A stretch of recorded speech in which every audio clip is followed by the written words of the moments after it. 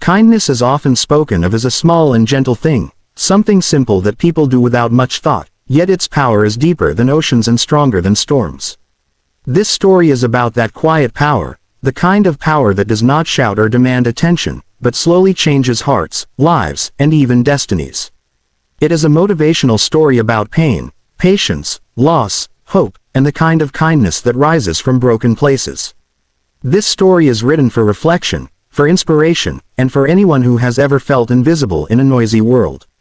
In a small town called Everdale, where narrow streets wound like tired veins and old buildings leaned into one another as if sharing secrets, lived a man named Daniel Cooper.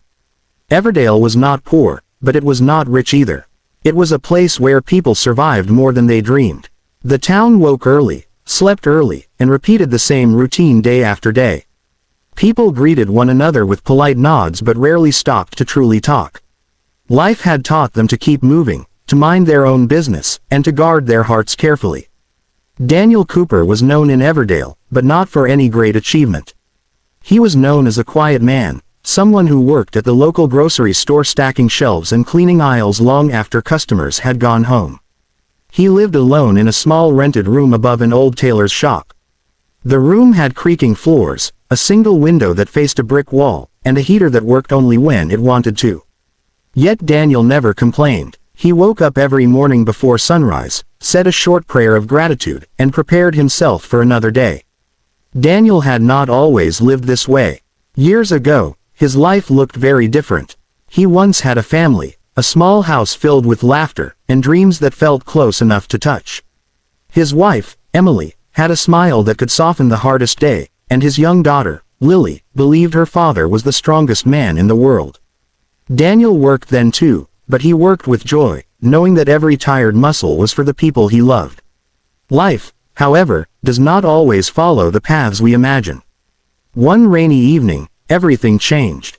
A careless driver, a sharp turn, and a moment that stole the future Daniel thought was guaranteed. Emily and Lily were gone in an instant, leaving behind silence that echoed louder than any scream. Daniel survived, but survival felt like punishment. He moved through the days like a shadow, breathing but not truly living. After the accident, Daniel lost more than his family. He lost his sense of direction, his confidence, and his belief that the world was fair. Friends did not know what to say, so they slowly stopped visiting. Relatives offered help at first, but grief made Daniel distant, and distance made people uncomfortable. Eventually, he found himself alone, carrying a weight no one else could see. What kept Daniel alive during those darkest years was a single memory. On one quiet night before the accident, Lily had asked him, "Daddy, why are you always kind to people?" Daniel had smiled and answered without thinking, "Because kindness is the only thing we can give that never runs out." That sentence stayed with him, even when everything else fell apart. When Daniel moved to Everdale, he decided on one thing: he would not let his pain turn him bitter. He could not control what he had lost, but he could control what he gave. And so, quietly and without announcement, Daniel chose kindness as his way forward. At the grocery store, Daniel noticed things others ignored. He noticed the elderly woman who counted coins with shaking hands, embarrassed by the growing line behind her. Daniel would step in, pretend to rearrange items, and gently cover the missing amount without letting anyone notice. He noticed the tired single mother whose eyes carried exhaustion deeper than sleep could fix. He would carry her bags to the door and wish her strength with a sincerity that made her feel seen. Most people did not realize what Daniel was doing. Kindness, when done quietly, rarely gets applause. Some coworkers thought he was strange, too soft, too slow.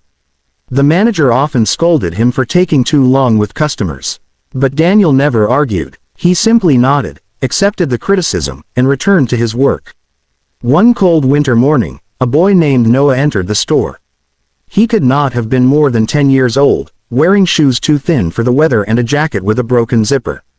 He walked slowly through the aisles, picking up items and putting them back, his eyes filled with worry. Daniel noticed him immediately. After a while, Noah approached the counter with a loaf of bread and a small jar of peanut butter. When the cashier told him the total, the boy's face fell. He checked his pockets again and again, hoping money would magically appear. People behind him sighed impatiently. Embarrassment burned across Noah's face. Daniel stepped forward. With a calm smile, he said, "Looks like we made a pricing mistake earlier. This one's on the store."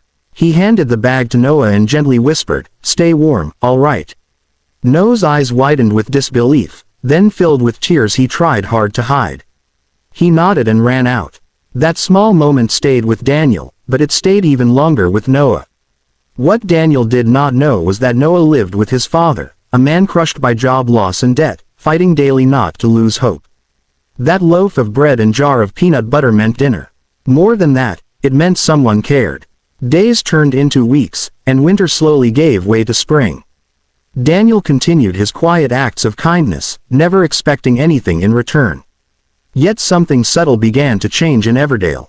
The single mother began helping an elderly neighbor with groceries.